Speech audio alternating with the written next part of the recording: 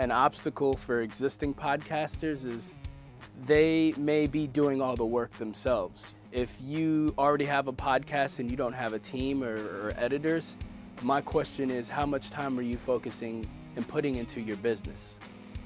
Improving the overall production really helps the client because they're presenting a really professional product to their listeners. So their listeners are going to think, wow, this is great, and they're going to want to keep listening to it. They're not going to take it and be like, oh, this is just some Joe Schmo in his bedroom recording something. They're going to think, wow, this guy really, maybe he's going to a studio, or maybe he has some nice stuff. He really takes this seriously. So this is like something he wants to do. Therefore, I'm more interested to listen to it. If you listen to a podcast and it's crackly, you can't hear what they're saying, you're just going to give up on it. You're not going to want to work with those people because they're not professional.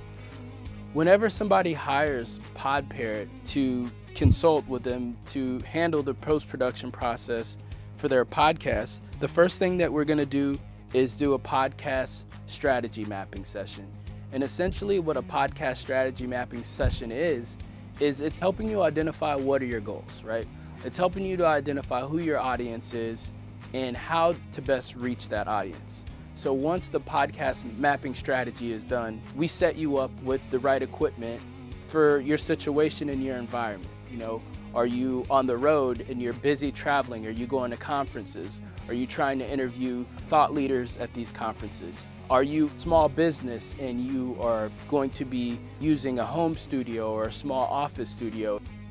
Once the equipment is set up and you've recorded your first 3 episodes, then we pass that off to our post-production team in the studio, and they do all of the editing, all of the Birdy work. Once that's done, then we take you on to the marketing process, and that's the syndication, getting your content out there to the masses and to the audience that really wants to get that value that you're trying to put out there.